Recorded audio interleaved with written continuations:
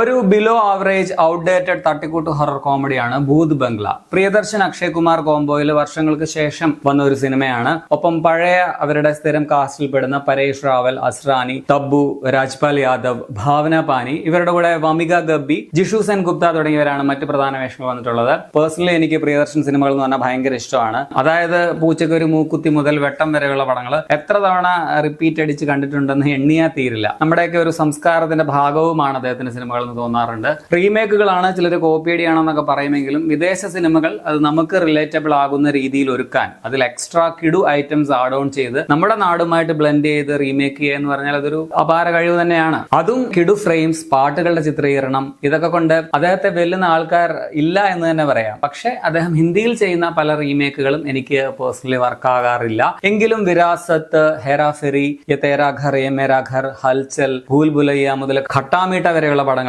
കണ്ടിരിക്കാൻ രസമാണ്. പാട്ടുകളൊക്കെ എനിക്ക് ഭയങ്കര ഇഷ്ടമാണ്. മറ്റു പല റീമേക്ക് പടങ്ങളും എന്റെ കപ്പ് ചായയല്ല. അത്തരത്തിലൊന്നാണ് ഈ പടം. അപ്പോ ഇന്ന് ഭൂത് ബംഗ്ല എന്ന സിനിമയെ കുറിച്ച്.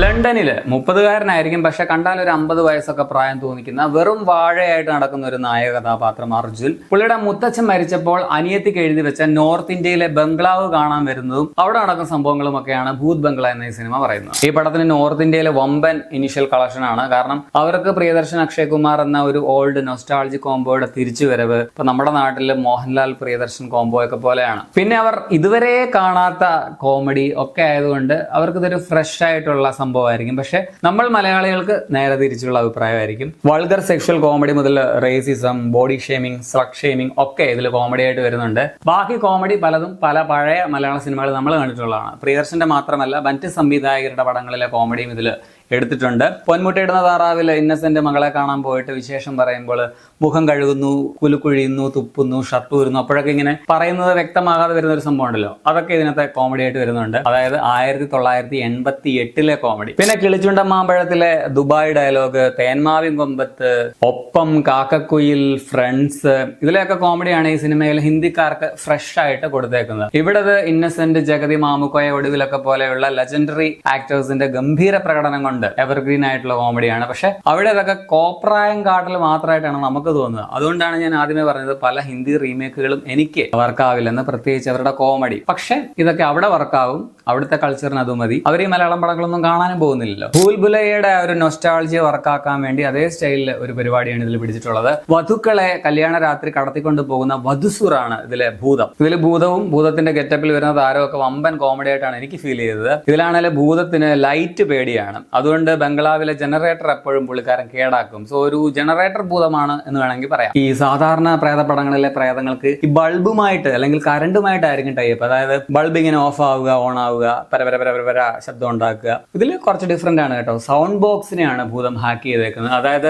അന്തകാലത്ത് വലിയ ഒരു സൗണ്ട് സിസ്റ്റം അവിടുത്തെ ഗുരുജി ബംഗ്ലാവിൽ ഇങ്ങനെ ഉണ്ടാക്കി വെച്ചിട്ടുണ്ട്. അതിലിങ്ങനെ ഓം നമ ശിവായ, ഓം നമ ശിവായ എന്നിങ്ങനെ ജപിച്ചുകൊണ്ടേയിരിക്കും ഭൂതത്തെ ഓടിക്കാൻ വേണ്ടിയിട്ട്. പക്ഷെ ഭൂതം ഇത് ഹാക്ക് ചെയ്തിട്ട് ഈ മന്ത്രം റിവേഴ്സ് ആക്കും. അപ്പോൾ അത് ഭൂതത്തെ പ്രകീർത്തിക്കുന്ന മന്ത്രമായി മാറും. പിന്നെ ആ സൗണ്ട് അത് കേൾക്കാതിരിക്കാൻ വേണ്ടി ഈ ഗുരുജിയൊക്കെ കൂടി സാധാരണ പ്രേതപടങ്ങളിലൊക്കെ തെക്കിനിയിൽ ഒക്കെ തളച്ചു പൂട്ടുന്നത് ഭൂതത്തെ അല്ലെ പ്രേതത്തെ ആണല്ലോ. അതിനു പകരം ഇതിൽ ആ സൗണ്ട് സിസ്റ്റത്തെ തെക്കിനിയിൽ ഇങ്ങനെ അടച്ച് തളച്ചിടും. വെറൈറ്റി അല്ലേ? ശരിക്കും പറഞ്ഞാൽ നമ്മുടെ സിറാത്ത് സിനിമയില്ലേ, അതിലൊരു വലിയ സൗണ്ട് ബോക്സ് ഉണ്ടല്ലോ, അത്തരത്തിലൊരെണ്ണം ആ ബംഗ്ലാവിൽ വെച്ചിട്ട് ഇങ്ങനെ ഉറക്കെ ഓം നമ ശിവായ ചൊല്ലിയാൽ മതിയായിരുന്നു. വധുസൂർ അല്ല, അവന്റെ അപ്പൂപ്പൻ മുത്തുപ്പട്ടർ വരെ പഞ്ചായത്ത് വിട്ടുപോയനെ മണ്ടൻ ഗുരുജി. പെർഫോമൻസിൽ നായകൻ അർജുനായിട്ട് വരുന്ന അക്ഷയ് കുമാറാണ്. സ്ഥിരം പരിപാടിയാണ്. 3 ഗെറ്റപ്പിൽ ഇതിൽ വരുന്നുണ്ട്. ഒന്ന് പ്രായമാണെങ്കിൽ ബാക്കി 2 റോസ്റ്റ് മെറ്റീരിയൽ ആണ്. അക്ഷയ് കുമാറിന്റെ അച്ഛനായിട്ട് അഭിനയിക്കുന്ന ജിഷു സെൻ ഗുപ്തയെ കണ്ടാല് പുള്ളി ഇങ്ങനെ നരയൊക്കെ പ്രായം തോന്നിപ്പിക്കാനൊക്കെ ശ്രമിച്ചിട്ടുണ്ട്. പക്ഷെ അക്ഷയ് കുമാറിന്റെ അനിയനായിട്ടേ തോന്നുകയുള്ളൂ. ഞാനാണ് തുടക്കത്തിൽ ഇവരെ 3 പേരും കൂടെ ഒരുമിച്ച് കണ്ടപ്പോൾ